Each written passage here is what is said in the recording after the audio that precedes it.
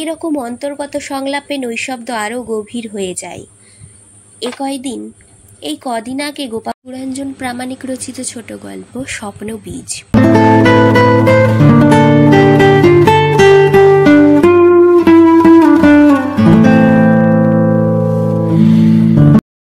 আবিরের হাতের কাগজের ভাঁজগুলো খুলে যাচ্ছে। গোপা নিথর, শ্বাসরুদ্ধ মুহূর্ত গুনছে, যেন তীব্র একটা বিস্ফোরণ ঘটবে, আর তাতে জন্ম হবে আশ্চর্য এক নদীর, কিংবা দক্ষিণ সমুদ্র থেকে উঠে আসবে তুমুল হাওয়া। আবার এমনও হতে পারে এখনই জেগে উঠবে পূর্ণিমা চাঁদ, অথবা এরকমই অন্য কিছু, যা আজও তার কল্পনার বাইরে। গোপা লক্ষ্য করেছে আবির একবারও তার মুখের দিকে তাকায়নি, অথচ মিনিট দুয়েক আগেও মুহূর্ত কয়েক পরপর গোপার দৃষ্টি ছুটছিল রাস্তা বরাবর। রাস্তার পূব দিকে রেল কোয়ার্টার সংলগ্ন একখণ্ড বেড়া ঘেরা জমি। সেই বেড়ায় একটা সরু মন্দার একগুচ্ছ ফুল ফুটিয়েছে। বারবার সেই ফুলে আটকে যাচ্ছিল দৃষ্টি, আর জোর করে দৃষ্টি ফিরিয়ে ঘড়ি দেখছিল। সে চাইছিল অন্তত 5টা মিনিট আগে আসুক আবির, একবার তার মুখের দিকে তাকাক, আগে যেমন তাকাতো। হৃদয়ের সমস্ত তন্ত্রীতে যেমন সাড়া পড়ে যেত। আবিরকে একটু অন্যরকম মনে হয়েছিল। প্রথম দর্শনে ওকে যে কেউ বাফটাপ ভাববে। দাড়ি এমনভাবে রাখে দেখে মনে হয় কয়েকদিন সেভ করায়নি। চুল এলোমেলো, কার্লি বলে ভ্রম হয়। উন্নত নাসা, চোখ দুটো গর্তে ঢোকানো, তাতে কি এক রহস্যময় গভীরতার আভাস। এটা অবশ্য গোপা পরে আবিষ্কার করেছিল। এক বৃষ্টির দিনে ঝিরঝির বৃষ্টিতে রুমাল মাথায় বিছিয়ে আবির হাঁটছিল। স্টেশন থেকে চ্যাটার্জি কমার্শিয়ালের দূরত্ব 7-8 মিনিট। যেতে যেতে একেবারে ভিজে যাবে, এরকম ভেবে গোপা দ্রুত পা চালিয়ে ওর পাশে গিয়ে বলেছিল, ছাতাটা ধরুন।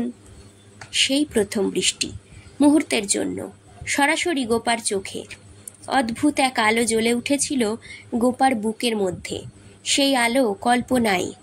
আজও গোপার চোখের সামনে যিশুর হৃৎপিণ্ডের দীপশিখার মতো একটা ছবি ভেসে ওঠে। আবির, খুব অন্ধকারে ডুবে যাচ্ছি আমি। টাইপ করতে করতে কখন আঙুলগুলো থেমে গেছিল। এক হাত অন্যমনস্ক পড়ে আছে কোলের ওপর, অন্যটা টেবিলে। এই অফিসে টাইপিস্টের পরীক্ষা দেবার সময় আবির সঙ্গে এসেছিল। পরীক্ষার পরে ভিক্টোরিয়া আবিরের পাশে নিবিড় বসে থাকতে থাকতে গুনগুন করে উঠেছিল, দূর নক্ষত্রের দ্যুতি দেখেছি তোমার 2 চোখে। ভেবেছিল তার নতুন লাইন পাওয়ার আনন্দ আবিরকেও ছুঁয়ে যাবে, কিন্তু সে ছিল অন্যমনস্ক। ফেরার পথে কি এক মন খারাপের মধ্যে থেকে পরের লাইনগুলো উঠে এসেছিল, হু হু হাওয়া দিয়ে গেছিল। আলো জ্বললই যদি, ছায়া নেই কেন? দৃশ্য শূন্য কেন এই পর্যটন? একটা ঝোড়ো দীর্ঘশ্বাস ঝরতেই আঙুলগুলো আবার অক্ষরের ওপর নাচতে থাকলো। কাজটা শেষ করে অফিসারের ঘরে ঢুকলো গোপা। ফাইলটা রেখে বেরিয়ে আসছিল। সাহেবের ডাকে ফিরে তাকালো। বসার নির্দেশ ইশারায় বসলো। সাহেব ম্যাটারটা দেখছে। মিস রায়। টাইপ করা কাগজটা হাতে ধরিয়ে দিল। Be careful. Sorry sir. টেবিলে ফিরে গোপা দেখল পুরো 2টো লাইন সি কপি হয়ে গেছে। পুরোটাই আবার টাইপ করতে হবে। অনেকক্ষণ সে চুপচাপ বসে থাকলো। মাথাটাকে কবিতা শূন্য করতে চাইছে। কবিতা মানে আমার আনন্দ, আমার বিষাদ। কবিতা মানে আমার আকাঙ্ক্ষা, আমার স্বপ্ন। আর সবেতে ছড়িয়ে আছো, জড়িয়ে আছো আবির তুমি, কেবল তুমি। কবিতা গোপাকে আরও জাপটে ধরছে। শিমুল মন্দার ফুটেছে খুব কাঞ্চন, ফুলে ফুলে মধু গুঞ্জন। শিমুল যখন ফোটে মন্দারের পাপড়িকে, তখন মনে হয় আগুনের শিখা। এই মনে হওয়াটা আবিরের কাছ থেকে পাওয়া। কমার্শিয়াল কলেজে যাওয়ার পথে একটা পুরনো মন্দার গাছ ছিল। সেবার নানান কাণ্ড করে শরীরের নানা জায়গায় বিন্দু বিন্দু রক্ত ফুটিয়ে একটা মঞ্জরি পেরে এনে আবির বলেছিল, দেখেছো পাপড়িগুলো যেন আগুনের শিখা। গোপা আগুনের শিখাই দেখেছিল। ওই ফুল দেখলে আবিরের বুকের মধ্যে নাকি মার দাঙ্গা শুরু হয়ে যায়। সেদিন 2টো ফুল গোপার খোঁপায় গুঁজে দিয়েছিল আবির। তো গোপারও কি যেন হয় যদি ফুলে ফুলে ছড়িয়ে পড়া যেত, কিংবা ওই আগুনে আবার ওপর 2জন শুয়ে থাকা যেত। এরকম ভাবনা থেকে লাইন 2টো লিখেছিল বসন্ত বোঝাতে। এরকমই মন্দার ফোটা সময়ে আবির তাকে প্রথম আদর করেছিল, সেই প্রথম কোনো পুরুষের স্পর্শ। অকারণে গোপা বুকের আঁচল টানল। এমন সময়ে সেই আবির নীরব, যেন হেমন্তের বিষণ্ণতা ছড়িয়ে পড়ছে। ওই মনে হওয়া বোঝাতে সে লিখেছে, দূর কথা, শীত ঘুমে চলে গেছো আজ। কদিন আগে গোপা জিজ্ঞেস করেছিল, আবির, আমি কোনো দোষ করিনি তো? এরকম ভাবছো কেন? এত কোল্ড বিহেভ করছো। খুব উষ্ণ ব্যবহার করতাম নাকি কখনো? গোপা তখন মনে করার চেষ্টা করছিল শেষ কবে আবির তার হাত ধরেছিল। মনে পড়েছিল তার চোখের পাতায় আবিরের ঠোঁট, মনে পড়ছিল আবিরের কথা, নিদাগ রাত্রে আমার খুব হাওয়া হতে ইচ্ছে করে, যদি হতে পারতাম ঢুকে পড়তাম তোমার ঘরে, ঝড় হয়ে ভাসাতাম তোমাকে। আর বুঝি হাওয়া হতে ইচ্ছে করে না আবির? কতদিন কোনো স্বপ্ন দেখেনি, তোমার ব্যবহারই তো আমাকে স্বপ্ন দেখাতো। চাকরি পাওয়ার প্রথম দিকে দেখা একটা স্বপ্ন মাঝে মধ্যে গোপার মনে পড়ে। অফিসে বেরোনোর আগ মুহূর্ত, ব্যাগটা কাঁধে ঝুলছে, কি যেন কি একটা ভুল হয়ে যাচ্ছে। আবিরের বাড়ানো হাতে রুমালটা নিতে নিতে গোপা মুখটা বাড়িয়ে দিল। আবির তার কপালে চোখে চুমো এঁকে দিচ্ছে। স্বপন যদি এমন মধুর, কেন এত স্বল্পায়ু ঘুম ভাঙার পর মনটা কেমন খারাপ হয়ে গেছিল? কল্পনার পর অংশটুকু দেখতে চেয়েছিল। আবিরদের বাড়িতে আজও যাওয়া হয়নি। বাড়িঘর সম্পর্কে কোনো কথাও বলেনি আবির। তবু উঠোন তো থাকবে একটা। উঠোনের শেষ সীমায় গিয়ে ফিরে তাকাবে গোপা, হাত তুলবে। আবিরও হাসি মুখে, অথবা এরকম হতে পারে আবির রিক্সা স্ট্যান্ড পর্যন্ত তার সঙ্গে যাবে। সকাল থেকে গোপার মনে হচ্ছিল স্বপ্ন কথা আবিরকে না জানালে সুখানুভূতির প্রকৃত রূপ যেন অধরা থেকে যাচ্ছে। সেদিন গোপার আগে আবির পৌঁছেছিল। তার চোখে কোনো পথ চাওয়া ছিল না, আত্মমগ্ন ছিল। এক সময় প্রতীক্ষার যে রং আবিরের চোখে ফুটে উঠত, এখন তা বিবর্ণ, হয়তো গোপারও। তবু সেদিন আবিরকে দেখা মাত্রই ছুটে ঝাঁপিয়ে পড়তে ইচ্ছে হয়েছিল। একটু ছুটে যাওয়া ফুটে উঠেছিল আঁচলে। তখন সিগন্যাল সবুজ। একটু সময় না নিয়ে কথাটা বললে সেই রূপ নাও ফুটে উঠতে পারে, এরকম ভেবে তখন সে আবিরের খুব কাছে থমকে দাঁড়িয়েছিল। তার ঠোঁট, চোখ, চিবুক দেখতে দেখতে নিজের ঠোঁটে দাঁত বসিয়ে আবেগকে সংহত করে বলেছিল, একটা দারুণ ব্যাপার ঘটেছে। আবিরের চোখে কোনো আগ্রহ ফুটে উঠল কি না সে খেয়াল না করে গোপা বলেছিল, ফিরে বলবো। স্বপ্ন কথাটা শোনার পর অনেকক্ষণ আবির কোনো কথা বলেনি। গোপা তার প্রতিক্রিয়া জানতে জিজ্ঞেস করেছিল, কি হলো? ভাবছি তুমি খুব রোম্যান্টিক। আহা, তুমি যেন কম। এসব মনে পড়লে বীজের মধ্যে প্রাণের কোলাহলের মতো স্বপ্নের অস্তিত্ব তবুও টের পায় গোপা। আর হয়তো সে কারণে অদ্ভুত এক শব্দ পেয়ে গেছিল, স্বপ্ন বীজ। বীজের অঙ্কুরোদ্গমের শর্তগুলো মনে পড়ছিল আর লিখেছিল, স্বপ্ন বীজ আলো আর ওম যাচে। নিজেকে গালি দিল, নির্লজ্জ বেহায়া। তবু পরের লাইন, চুপ কথা, কথা বলো, কথা বলো, চুপ কথা। নিজের মনে বলতে বলতে গোপা টের পেল দু চোখ ভরে উঠছে জলে। শেষ লাইনটাও আটকে গেল গলায়। 2 তবু কথা, শীত ঘুমে চলে গেছো আজ। লাইনটা মাথায় নিয়ে হাঁটছিল আবির। কথা মানে আমি আবির রায়চৌধুরী। বসন্তেও আমার রক্তে প্রেম জাগছে না, আমি শীতল শোণিত গোত্রভুক্ত কোনো প্রাণী হয়ে যাচ্ছি। এরকম ভেবে গোপা হয়তো লেখেনি, তবু আবির ভাবছে। এই তো কদিন আগে দোল পূর্ণিমা গেল, আবিরের একবারও মনে হয়নি গোপাকে আবির মাখাতে। এর আগেও বছরেও না। অথচ তার আগে আবির ভর্তি তার দুহাত ভরা জ্যোৎস্নায় গোপার মুখ নিয়ে খেলেছে খুব। হয়তো সেসব স্মৃতি মনে করেই গোপা লিখেছে, স্বপ্ন বীজ আলো আর ওম যাচে। নিজেকে আর প্রবল পুরুষ ভাবতে পারছি না। প্রশস্ত কাঁধ, চওড়া বুক, শক্ত কবজি এসব নেই আমার। নারীর জন্য দৃঢ় ছাদের আশ্বাস, সুরক্ষার অঙ্গীকার, এসব না থাকলে পুরুষ হয়ে ওঠা যায় না। যে স্বপ্ন কথা একদিন আমাকে জানিয়েছিলে, তুমি জানো না গোপা কতখানি অপমান লুকিয়েছিল তাতে। তবু তোমার স্বপ্নের সঙ্গে নিজেকে মেলাতেও চেয়েছি। তোমার ফেরার পথ চেয়ে আছি। হয়তো তখনও আমি টিউশন করব, হয়তো বাড়িতেই পড়াবো। ক্লান্ত তুমি ঘরে ঢুকেই কাঁধের ব্যাগটা কোথাও ফেলে হাত পা ছেড়ে টান টান। আমি তখন ফ্যানের সুইচ অন করে দেব, এক গ্লাস জল নিয়ে আসবো, চায়ের জল চাপাবো। তখন কি কথা হবে আমাদের? কতবার ভেবেছি ওই বিষয়ে তোমার সঙ্গে কথা বলবো। অথবা ভোর, সেই যে সেবার দীঘা, তোমরা মেয়েরা এক ঘরে আর তোমার পুরুষ সহকর্মীদের সঙ্গে আমি অন্য ঘরে। তখন ভোর, তোমাকে ডাকছি, তুমি দরজা খুললে। ঘুম আর স্বপ্ন মাখা তোমার চোখ, মুখের দুপাশে ঢেকে ফেলা এলো চুল। কি যে দেখলাম ভোরের আলো মাখা ওই মুখে। পরে ভেবে দেখেছি ওরকম রূপ জীবনে বোধহয় একবারই দেখা যায়, আর তার রেশ থেকে যায় আমৃত্যু।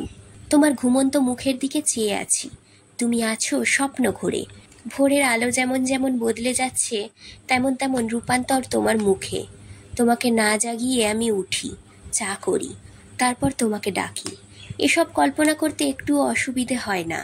রোজগারে বের না হওয়া নারীর যা যা কাজ আমি করার কথা ভাবি। ভাবনাটা ঢুকিয়েছে আমার পিস্তুত বোন। সে একটা স্কুলে পড়ায়। তাকে কে নাকি জিজ্ঞেস করেছিল বেকার ছেলেকে বিয়ে করতে তার কোনো আপত্তি আছে কিনা। সে বলেছিল, আপত্তির কি আছে যদি সে ঘর সামলায়। আমি ওই ঘর সামলানোর কথা ভাবি, আর ওরকম ভাবনায় মাঝে মধ্যে দুঃস্বপ্ন, দুটো রক্তাক্ত আঙুল। দুঃস্বপ্নের কথা মনে পড়তেই আবির আবার কোকিয়ে ওঠে। ও ঈশ্বর, গোপাকে রক্ষা করো। কোথাও একটা ভালো স্বপ্ন নেই। স্বপ্ন ছাড়া কিভাবে বাঁচে সভ্যতা? আবিরের মনে হচ্ছে শেষ লাইনটা খুব সুন্দর, বারবার বলা যায়। তবু তার মনে হচ্ছে লাইনটা আরোপিত। কথা বলার জন্য আরতি জানানো লাইনটার পর ফাঁক, তারপরে এক লাইনের ওই স্তবক। ওই ফাঁক যেন দীর্ঘ গভীর খাদ। ওটা পেরিয়ে কিছুতেই শেষ লাইনে পৌঁছতে পারছে না আবির। 2 নম্বর প্ল্যাটফর্মে এসে নির্দিষ্ট বেঞ্চটাতে বসল। কেন এই আশা, এরকম বসে থাকা, কোনো কল্পনা নেই। জানানোর মতো কোনো গল্প নেই। কিছু জানা বা শোনার প্রত্যাশা নেই। গোপা ফিরলে ওর ক্লান্তি স্পষ্ট টের পায় আবির। ক্লান্তির ছায়া সরিয়ে দেওয়ার মতো কোনো একটা উপায় সে খোঁজে। খুঁজতে খুঁজতে নীরবে পথ হাঁটা, একে অন্যের দীর্ঘশ্বাস শোনা, কখনো বা নিতান্ত মামুলি 2-1টা কথা। অথচ কথা থাকেই। গত পরশু যেমন গোপাকে মনে মনে বলছিল আবির, সকালে তোমাকে দেখতেই মনে হলো তুলো ফলের মতো তুমি ফেটে আছো। আমার ভীষণ ইচ্ছে করছিল ঝড় হতে, হব ঝড়। আর পরক্ষণেই নিজের সঙ্গে কথা। একটা মানুষ তার যোগ্যতা জানা সত্ত্বেও কেন যে আকাঙ্ক্ষার সীমা বোঝে না। ইচ্ছেগুলো তীব্র হয়ে উঠলে নিজেকে দূরে সরিয়ে নেয় আবির। একটিও কবিতা নেই যা থাকে 2-1টা লাইন গোপাকে শোনাতে পারে, কিংবা নিজেকে। 3, আজ কথা ছিল, এখনো শুরু করা গেল না। গোপা একটা কথা বলেছিল, সাইকেল আনোনি? সাইকেল যে আনেনি সে তো দেখতে পাচ্ছ। কেবল কথার কথা। আবির বলেছিল, না, ভাই নিয়ে বেরিয়েছে। তারপর মিনিট 2 হাঁটা হলো। গোপার খুব ইচ্ছে করছে আবিরের হাত ধরতে। আশা করছিল আবির তার হাত ধরুক, যেমন ধরত, তাহলেই কথা শুরু হয়ে যাবে। একসময় আবির বলল, কবিতাটা নিয়ে ভাবলাম বুঝলে, একটু যেন দক্ষিণ হাওয়া, নক্ষত্রের আরও উজ্জ্বল। তবু গোপা চুপ থাকলো। আবির কোনো সাড়া না পেয়ে বলল, শেষ লাইনটা মনে হচ্ছে স্বতঃস্ফূর্ত আসেনি। গোপা বলল, না, আমি তা মনে করছি না। আবির চুপ হয়ে গেল। অথচ গোপা চাইছিল প্রতিক্রিয়া। মুহূর্ত কয়েক পর সে বলল, চলো দেশপ্রিয়তে একটু বসি, খিদেও পেয়েছে। কোণের দিকে একটা টেবিলে 2জন মুখোমুখি। আবিরের মুখের দিকে চেয়ে থেকে গোপা মনে মনে বলল, তোমাকে ছাড়া এখন আর নিজেকে ভাবতে পারি না। অথচ আবিরকে শোনালো, আমাদের মধ্যে দূরত্ব বাড়ছে।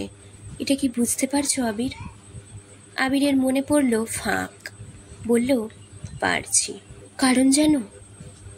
আবির মাথা নাড়ল। কাঁচা বয়সের আবেগ থেকে আমরা কিন্তু মেলামেশা শুরু করিনি, তাই না? তখন আমরা যথেষ্ট অ্যাডাল্ট। পুরনো প্রবাদ মতো আমার তো বুড়ি হয়ে যাওয়ার কথা। তবু আমার মনে হচ্ছে আমরা কেউ কাউকে ঠিকভাবে জানিনি। হতে পারে। শোনো আবির, আমাকে যদি তোমার পছন্দ না হয়, যদি ভালোবাসতে নাই পারো, অভ্যাসের দাসত্ব করো না। আবিরের বসার ভঙ্গিটি মুহূর্তের জন্য ভেঙে গেল। জানি না ভালোবাসা বলতে তুমি কি বোঝো। আমি বুঝি পূর্ণ হওয়া। আমি মনে করি নারী পুরুষের সম্মিলিত মেধা মননে সুন্দর একটা পৃথিবী গড়ে তোলা সম্ভব। নারী রহস্যময়ী, ছলনাময়ী, নরকের দ্বার, এই ধারণা যেন আমাতে না বর্তায়। ওই বিষয়ে আমি সচেতন থাকার চেষ্টা করি। প্রেমহীন যৌনতা আমার পছন্দ নয়। বীরত্বের ধারণাকে আমি পাশবিক মনে করি। এই সব কথা কেন উঠছে বুঝতে পারছো না? গোপা নিজের স্বরে নিজেই চমকে উঠল। মাঝে একটা টেবিল পর দুজন বসেছিল, তারাও ফিরে তাকিয়েছে। গোপা সংকোচ বোধ করল। এই সময়ে অর্ডার সার্ভ করে গেল একটা ওয়েটার। গোপা বলল, সমস্ত কবিতার সঙ্গে শেষ লাইনটার সংযোগ বুঝতে আমাদের পরস্পরকে জানা জরুরি। আবির সেই খাদের সামনে। নিজেকে জানানোর চেষ্টা করেছিলাম, হতাশ ভঙ্গিতে বলল গোপা। আবির চুপ। প্লেটে পকোড়া, কফি। খিদেটা যেন হঠাৎ মরে গেছে গোপার। বাঁ হাতে চামচ তুলে নিল গোপা। কাপে টুংটাং শব্দ। কফি ঘুরছে, যেন মন্থন। গোপার আঙুলগুলো দেখছে আবির। আঙুলগুলোকে খুব যত্নে রাখে গোপা। এই রকম আঙুলকেই বোধ হয় চাপাকলির সঙ্গে তুলনা করা হয়। দেখতে দেখতে আবির স্পষ্ট দেখতে পেল ডান হাতের তর্জনী আর মধ্যমা রক্তাক্ত। অবচেতনের স্তর ভেদ করে উঠে আসছে গোপার ভেঙে পড়া শোক। ওই আঙুল আর অক্ষরের ওপর নাচবে না, বৃত্তিচ্যুত হয়ে যাবে গোপা। ভরসা হাত গোপার মাথায়, সান্ত্বনা জানাচ্ছে আবির। ওই দুঃস্বপ্নের পর থেকেই কেন যেন আবির নিজেকে ভিলেন মনে করে হাঁটতে হাঁটতে হাত ধরার ইচ্ছে হলেও সে নিজেকে গুটিয়ে রাখে। হাত ধরলে যদি আঙুলগুলো রক্তাক্ত হয়ে যায়। উফ, কি হলো? আবির মুখ তুলে তাকায়। গোপার চোখে চোখ রেখে বলল, নারীর জন্য আমি যুদ্ধ চাই, অথচ আমি এক নিধিরাম। সে নারী যদি আমিই হই, যুদ্ধের কারণ হব না। আমি তোমাকে টোপ করতে চাই, অথচ আমার কোনো মৃগয়া ভূমি নেই। আবির কফিতে চুমুক দিল। পুরনো জীবনবোধের অবশেষ বয়ে বেড়ানো একটা মানুষের ক্লান্ত বিবর্ণ অস্তিত্বের ভাঙচুর টের পেল গোপা। তার দৃষ্টিতে ফুটে উঠল মায়া। মমতা মাখিয়ে বলল, সংযোগ বুঝতে পারছো? আবির আবারও সেই খাদের সামনে। শীত ঘুম থেকে সে বেরিয়ে আসার চেষ্টা করছে। চুপ, কথা বলো। আবিরের চোখের সামনে এখনো সেই আঙুল দুটো। বুঝতে পারছো? একটাই তো জীবন আবির, তাও খুব ছোট। একটা এক্সপেরিমেন্টের মধ্যে দিয়ে না হয় বাঁচলাম আমরা। খাদের ওপর একটা সেতু জেগে উঠেছে, ছায়া ছায়া। কথাগুলো বলার পর সেই সকালের মতো শ্বাসরুদ্ধ মুহূর্ত গুনছে গোপা। দুর্বল সেতুর ওপর আবির, সেতুটা দুলছে। কি এক আরতি মিশিয়ে সে বলল, থেমো না গোপা, বলে যাও, আরও বলো। স্বপ্ন বীজের মধ্যে জেগে উঠছে কোলাহল।